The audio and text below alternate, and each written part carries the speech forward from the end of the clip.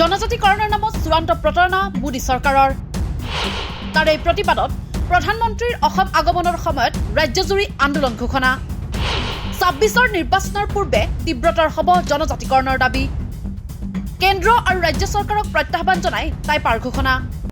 আমাক যদি শীঘ্ৰে জনজাতিকৰণ নিদিয়ে তেতিয়াহ'লে ২০২৪ বৰ্ষটো আপোনালোকে যি ধৰণে পাৰ কৰিলে ২০২৫ বৰ্ষটো ঠিক তেনেধৰণে পাৰ কৰিবলৈ আপোনালোকে নাপাব।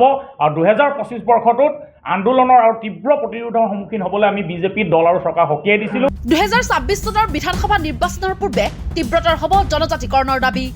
জনজাতিকৰণৰ নামত কেন্দ্ৰৰ মোদী চৰকাৰে কৰি অহা চূড়ান্ত বঞ্চনাৰ বিৰুদ্ধে ৰাজ্যজুৰি ব্যাপক গণ আন্দোলন ঘোষণা কৰি মঙলবাৰে টাই আহোম যুৱ পৰিষদৰ সংবাদমেল। প্ৰধানমন্ত্ৰী পদৰ প্ৰাৰ্থী আৰু বৰ্তমানৰ প্ৰধানমন্ত্ৰী নৰেন্দ্ৰ মোদী ডাঙৰীয়াই অসমলৈ আহি বিশেষকৈ উজনি অসমৰ সভাসমূহত টাই আহোমৰ ছাপকন চোলাটো পিন্ধি তেখেতে ক্ষমতালৈ আহিলে টাই আহোমকে ধৰি 6 জনগোষ্ঠীক 100 দিনৰ ভিতৰত জনজাতিকৰণ কৰিম বুলি আমাক প্ৰতিশ্ৰুতি দিছিল। আজি মোদী ডাঙৰীয়া 3বাৰ প্ৰধানমন্ত্ৰী হ'ল, অসমত দুবাৰকৈ বিজেপি চৰকাৰ হ'ল, আমাৰ মানুহে ভোট দিলে। আমি দেখিছোঁ যে বিগত নিৰ্বাচনসমূহত বিজেপিয়ে জনজাতিকৰণৰ ইছ্যুটো কেৱল নিৰ্বাচনী বৈতৰণি পাৰ হোৱা আহিলা হিচাপে লৈছে। টাইপাৰ দাবী 6 জনগোষ্ঠীৰ জনজাতিকৰণৰ সকলো প্ৰক্ৰিয়া সম্পূৰ্ণ কৰি 2019 চনৰ 11 জানুৱাৰীত ৰাজ্যসভাত উত্থাপন কৰা হৈছিল বিধেয়ক। কিন্তু আজি কোপতি হিমন্ত বিশ্ব শৰ্মাক অধ্যক্ষ হিচাপে লৈ গঠন কৰি দিয়া এই মন্ত্ৰীগোটে কেন্দ্ৰলৈ প্ৰেৰণ নকৰিলে প্ৰতিবেদন। যাতে বাৰে বাৰে ইয়াত মিছা কথা ক'ব আৰু আমি তাক শুনি থকাৰ আমাৰ ইচ্ছা নাই।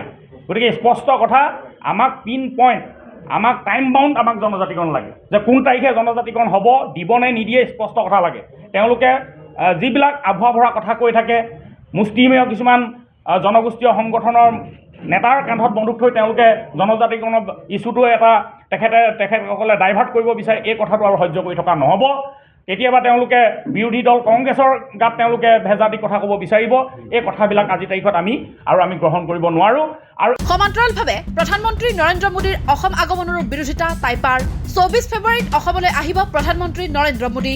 তাৰ পূৰ্বে টাইপাৰ ঘোষণা। প্ৰধানমন্ত্ৰীৰ আগমনৰ দিনটোৰ পৰাই তীব্ৰতৰ হ'ব আন্দোলন। 24 ফেব্ৰুৱাৰীত ৰাজ্যজুৰি প্ৰতিবাদ সাব্যস্ত কৰিব টাইপাই।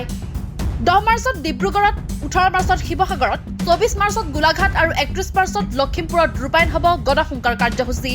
4 জানুৱাৰী তাৰিখে আমি দিছপুৰৰ জনতা ভৱন ঘেৰাও কৰি এই আমাৰ স্থিতি স্পষ্ট কৰিছিলোঁ। আৰু সিদিনাখন আমি এটা কথা প্ৰকাশ কৰিছিলোঁ যে যেতিয়ালৈকে জনজাতিকৰণ নাপাওঁ টাই আহোম যুৱ পৰিষদ ক্ষান্ত নাথাকে, টাই আহোম জনগোষ্ঠী ক্ষান্ত নাথাকে। আৰু বাৰে বাৰে আমাক মিছা কথা কোৱা ভাৰতবৰ্ষৰ প্ৰধানমন্ত্ৰীগৰাকী, ভাৰতবৰ্ষৰ গৃহমন্ত্ৰীগৰাকীৰ অসম ভ্ৰমণৰ আমি বিৰোধিতা কৰিম বুলি আমি কৈছিলোঁ।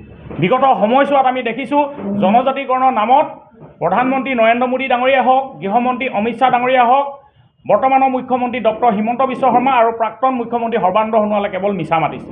গতিকে অসমলৈ প্ৰধানমন্ত্ৰী ডাঙৰীয়া 24 ফেব্ৰুৱাৰীত আহি আছে আৰু তাৰ প্ৰতিবাদত 25 ফেব্ৰুৱাৰী তাৰিখে সমগ্ৰ অসমত আমি তীব্ৰ প্ৰতিবাদী কাৰ্যসূচী আমি গ্ৰহণ কৰিম।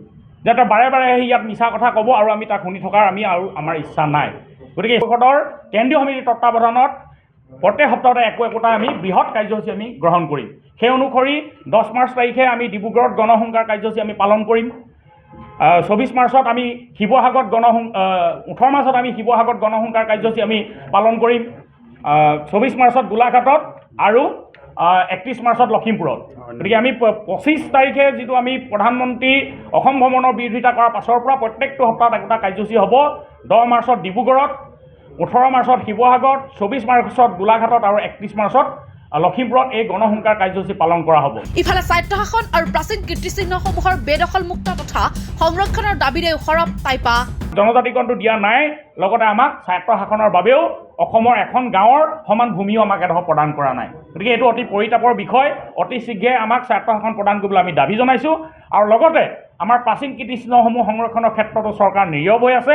এই ক্ষেত্ৰত আমি অতি শীঘ্ৰেই এই গোটেইকেইটা দাবীত আমি 25 ফেব্ৰুৱাৰীৰ পৰা ধাৰাবাহিক ৰূপত আমি তীব্ৰ গণতান্ত্ৰিক আন্দোলনৰ কাৰ্যসূচী আমি চলাই যাম।